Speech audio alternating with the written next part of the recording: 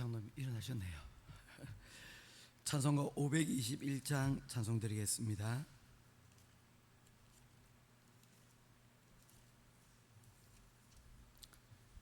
찬송가 521장입니다.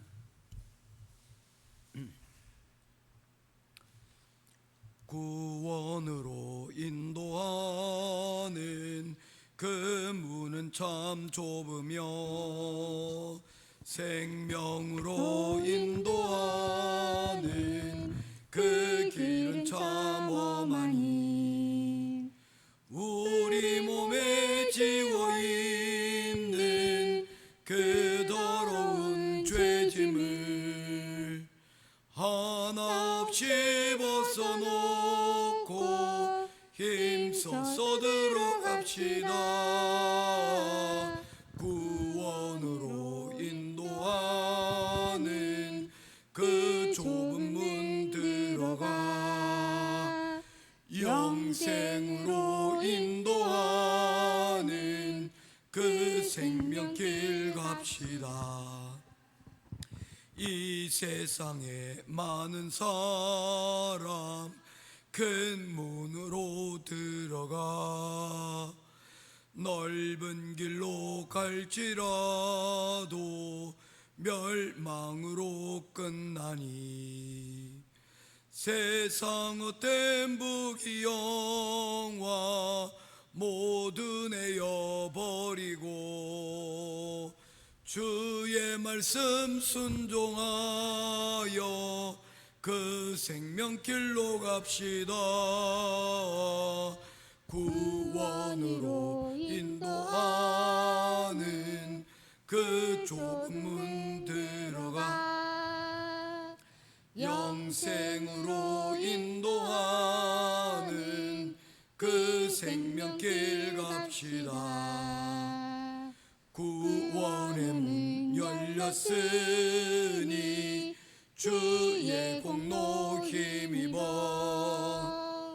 주저 말고 들어가서 생명길로 갑시다. 구원의 문 닫힌 후엔 들어가고 싶으나 한 번 닫힌 구원의 문 또 열려지지 않으리. 구원으로 인도하는 그 좁은 문 들어가 영생으로 인도하는 그 생명길 갑시다. 아멘. 찾으실 하나님의 말씀은 구약성경 창세기 15장 1절부터 11절까지 말씀입니다. 창세기 15장 1절부터 11절까지 말씀입니다.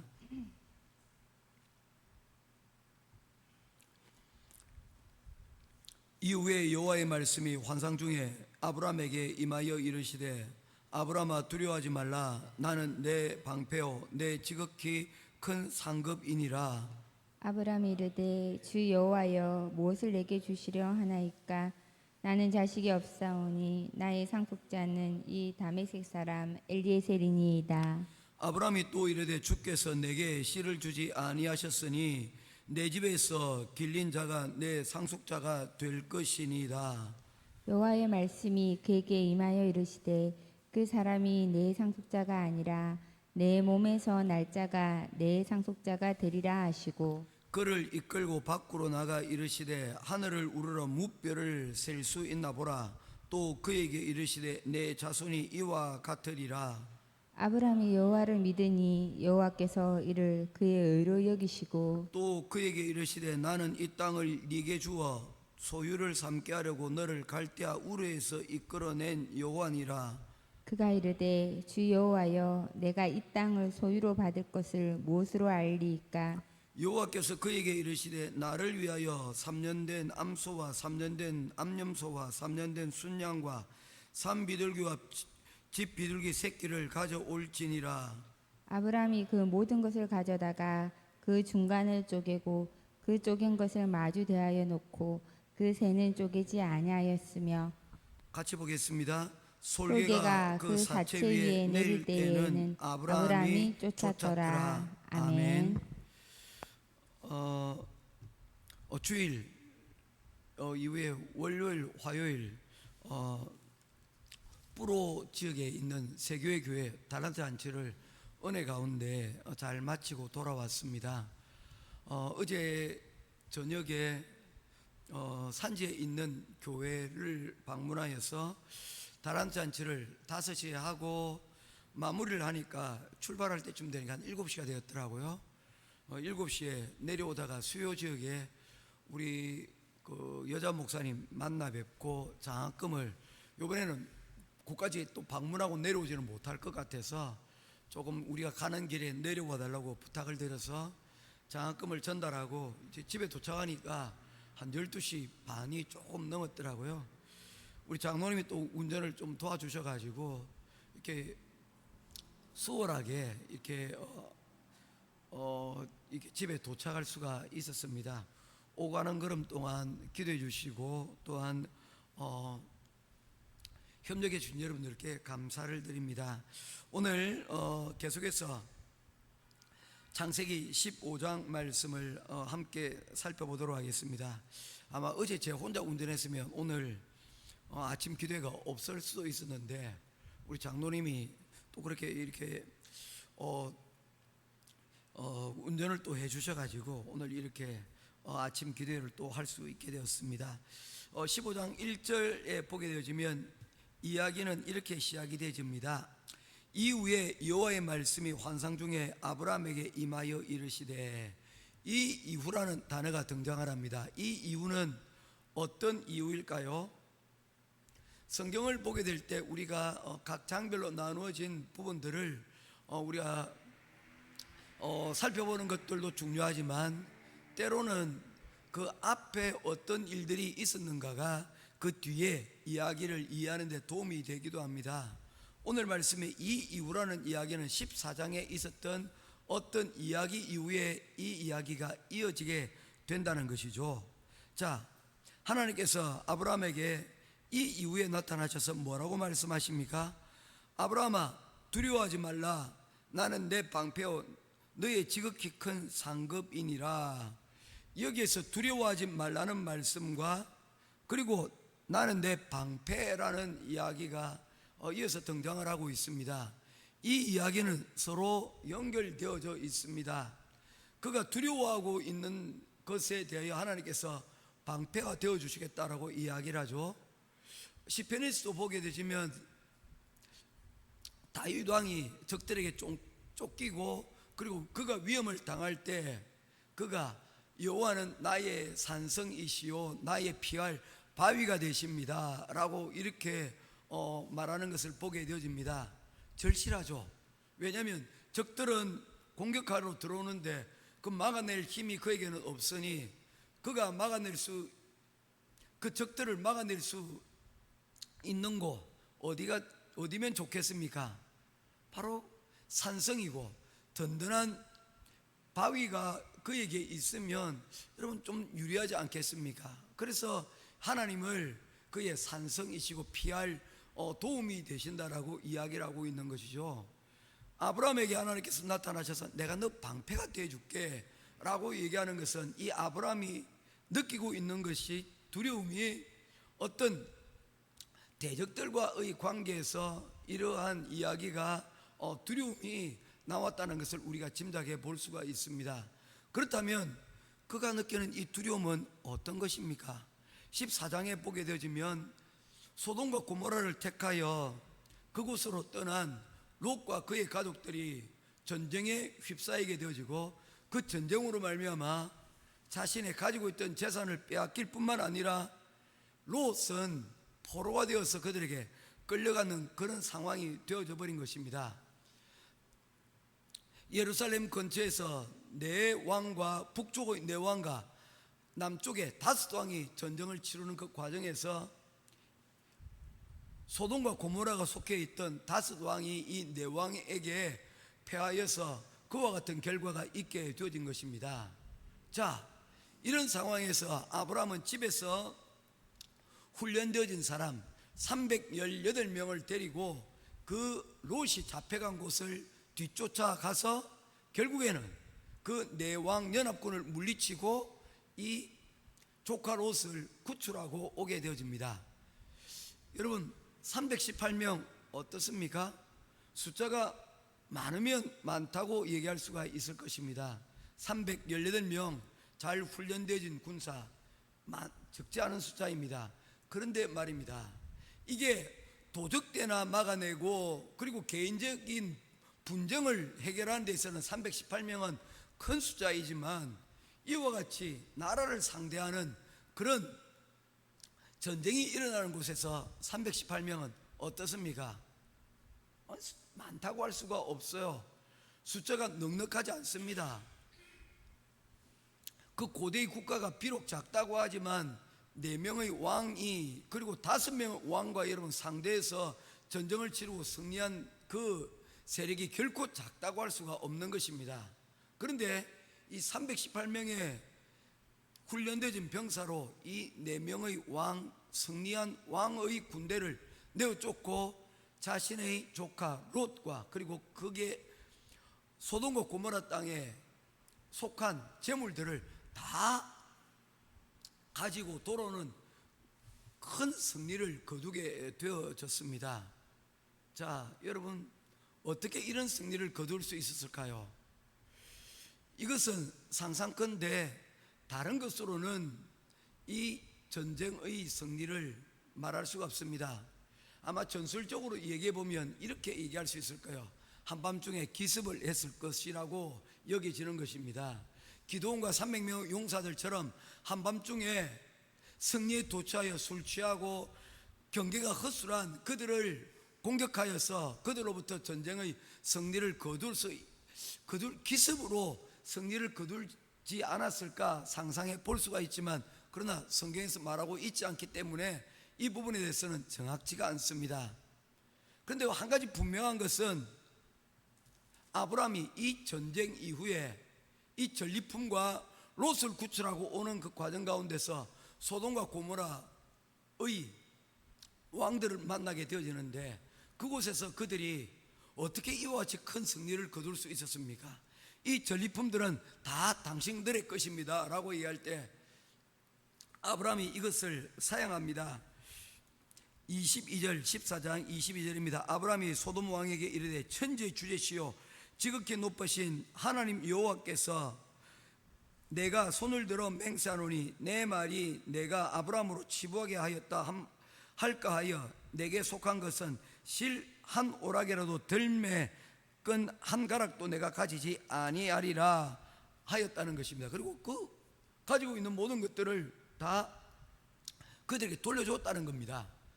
여러분, 그 이유가 무엇일까요? 이 전쟁의 승리는 나의 승리가 아니라 누구의 승리라고 그가 말하고 있는 것입니까?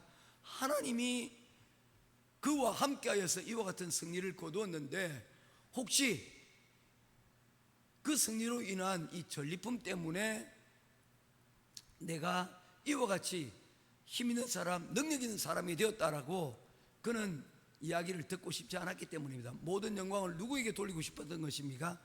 오직 하나님께 돌리고 싶었던 것입니다. 이러한 일이 있고 난 이후에 이제 아브라함이 집으로 돌아왔는데 그는 밤이 새도록 잠자리에 들 수가 없었습니다. 왜 그럴까요? 형준아, 왜 그럴까? 이겼잖아. 비록 318명이지만 전쟁에 나가서 이겼잖아. 그리고 사람들이 그를 칭찬하고 야, 당신 대단한 사람입니다 라고 하면 우쭐댈 법도 하지 않습니까? 그런데 오늘 보니까 두려워하더래요. 낮에는 즐거웠지만 밤이 되니 두려웠다는 거예요. 왜 그럴까요? 왜 그랬을까요? 생각했을 것입니다. 지난밤에 이 승리가 오늘 밤에 다시 그들이 전열을 재정비해서 나를 공격하면 어떻게 할까? 두렵지 않겠습니까? 그가 거둔 전쟁의 승리는 그의 힘에 기인하고 있는 것이 아니었습니다. 318명밖에 없는 그러한 상태입니다.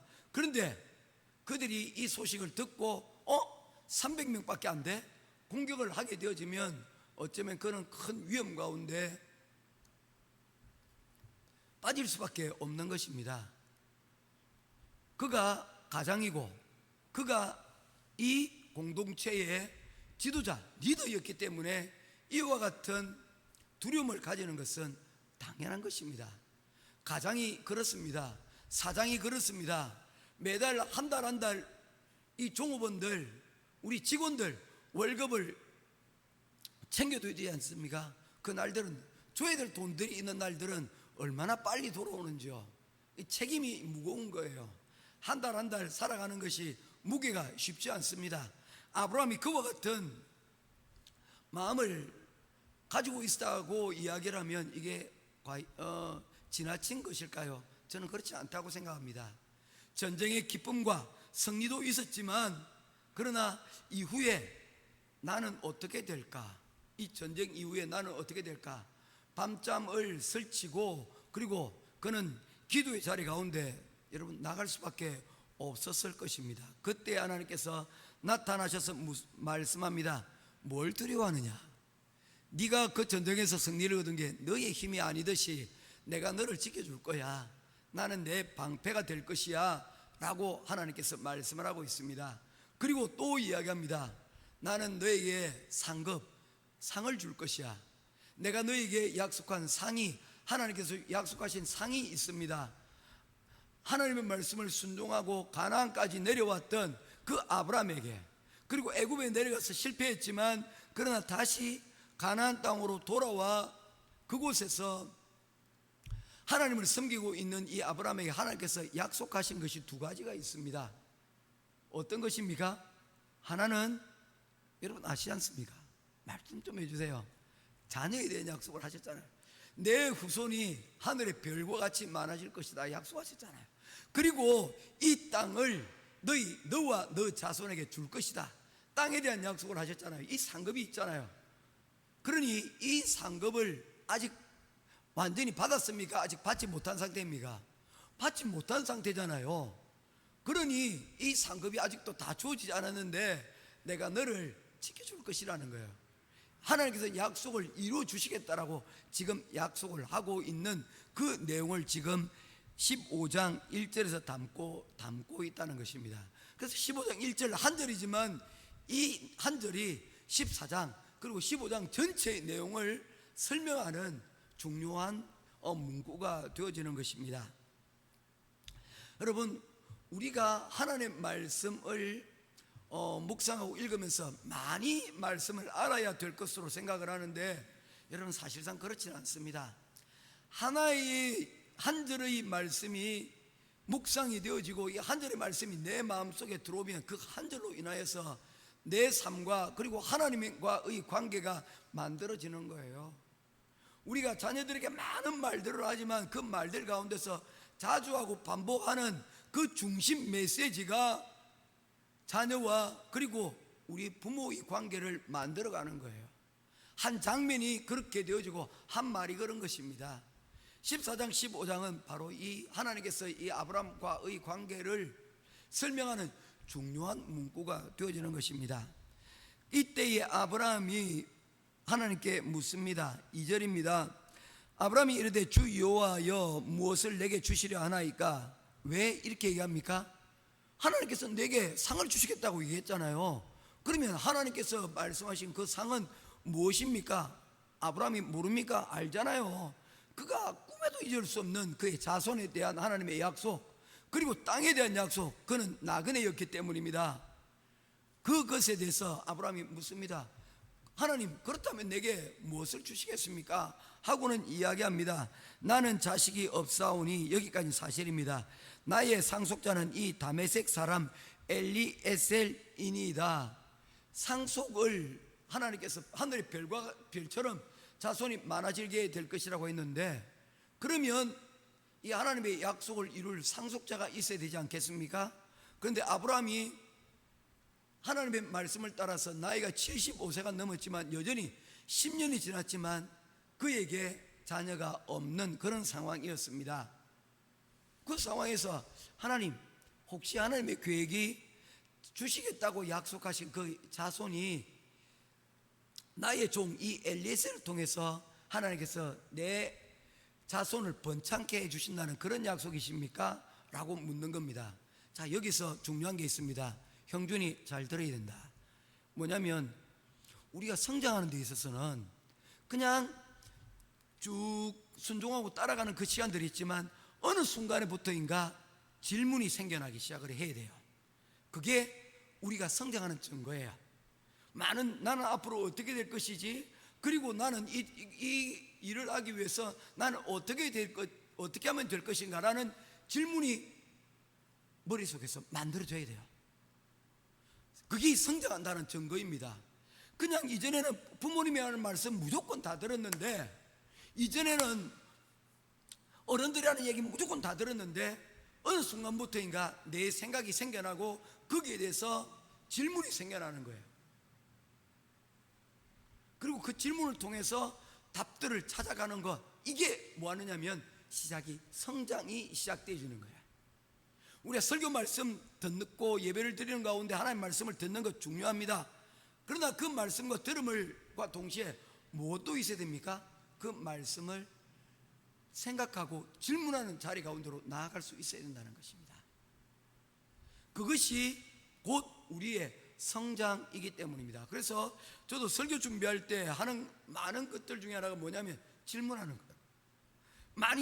그 이전부터 많이 읽었던 성경 본문이지만 그 본문에 대하여서 다시 한번 자세히 살펴보고 읽고, 그리고 질문하고 그 질문에 대한 답을 제 나름대로 정리한 것이 바로 설교입니다.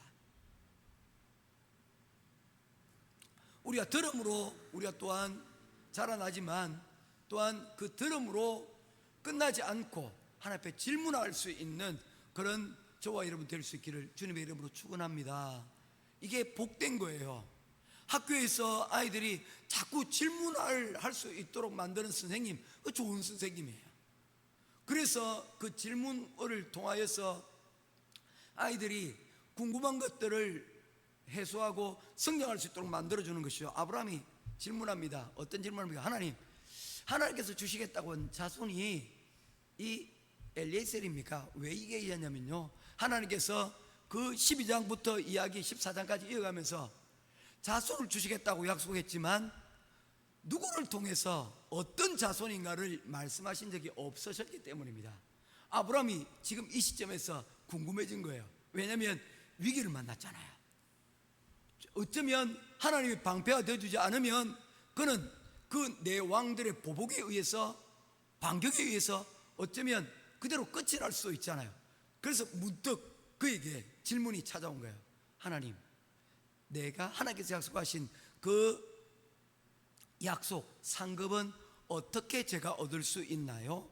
그렇게 질문하자 어떻게 이야기하십니까? 3절 말씀입니다. 아브라함 계속 질문합니다. 아브라함이 또 이르되 주께서 내게 씨를 주지 아니하셨으니 내 집에서 길린 자가 내 상속자가 될 것이다. 하나님, 내 아이가 아니라도 상속자가 될 수 있지 않습니까? 고대에는 그렇게 됐거든요. 양자를 입적하기도 하고요, 또는 자신의 그 식소들 가운데 가장 충성된 자에게 자신이 가지고 있는 것을 상속해 주기도 했습니다. 그런 것입니까? 라고 했더니 4절에 하나님께서 이와 같이 답변하십니다. 4절 같이 읽겠습니다. 시작.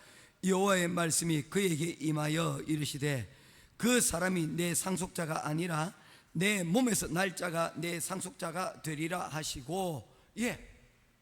놀랍지 않습니까? 아니야, 여기에 대해서 명쾌하게 정리를 해 주십니다. 그러면 이제 아브라함도 어떻게 됩니까? 하나님의 약속은 이런 것이구나. 우리가 신앙이 성장하고, 그리고 또한 여러분 기도가 하나님 앞에 하게 될 때에 이 성장이라는 것이 있습니다.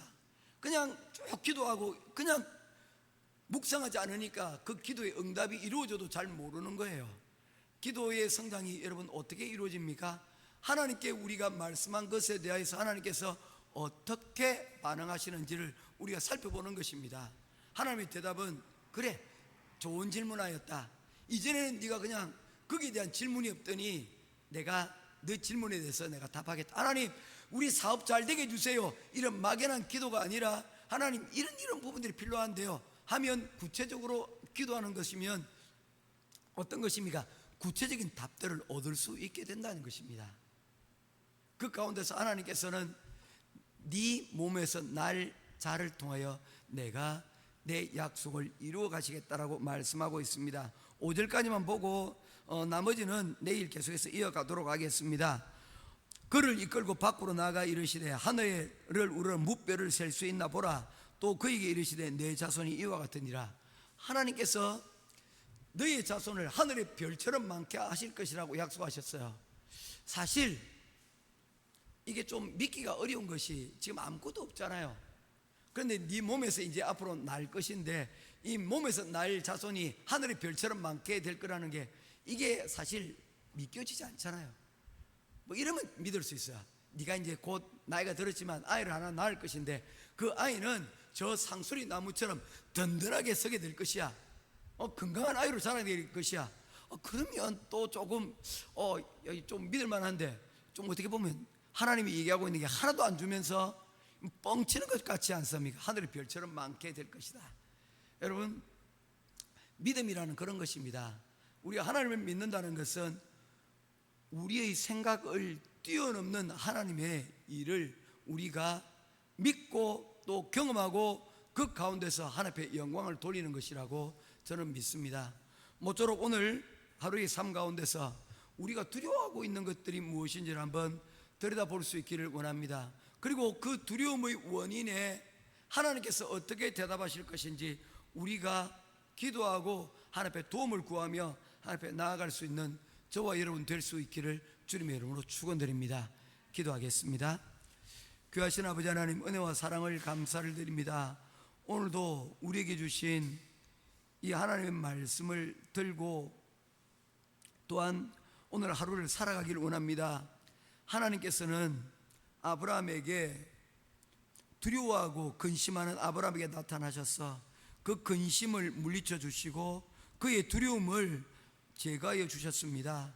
그리고 오직 하나님이 방패되심을 믿고 그 가운데 설 것을 약속하여 주셨습니다. 상급이 될 것을 말씀하셨습니다.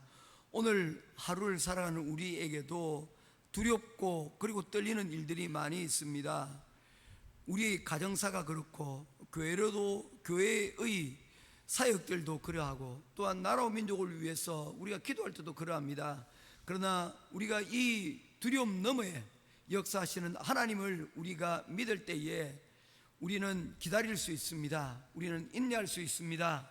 우리는 그 영광된 미래를 향하여 우리는 바라볼 수가 있습니다. 모쪼록 오늘 우리에게 주신 귀한 이 날들을 두려워 떨는 인생이 아니라 이 시간을 통하여 하나님께서 우리에게 무엇을 말씀하시든지 믿고 그 가운데서 우리가 담대하게 하나님이 주신 사역들을 감당할 수 있는 우리 행복한 교회 모든 성도들, 특별히 아침에 깨워 이 자리에 나온 모든 우리 성도들 삶의 자리 가운데 하나님께서 함께 하시고 인도하여 주시옵소서.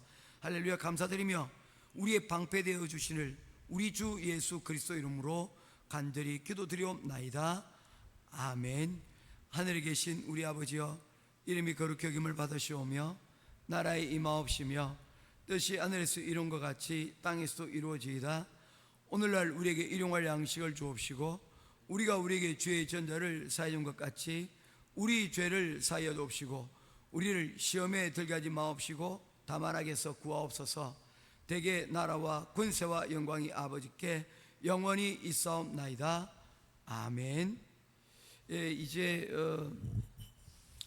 나라와 민족을 위해서 기도할 때 이런 기도 제목을 가지고 기도하겠습니다. 재판이 지금 계속 진행되어 가는 가운데 있습니다. 진실이 드러나게 하시고 그리고 또한 이를 통하여서 대한민국의 법이 세워지고 또한 대한민국이 나아갈 수 있는 그런 판결이 이루어지고 이를 통하여서 분열과 그리고 혼란은 잠재워지고 이제 하나가 되어 대한민국이 회복의 길로 나아갈 수 있도록 해달라고 기도하며 나아가도록 하겠습니다. 기도하겠습니다.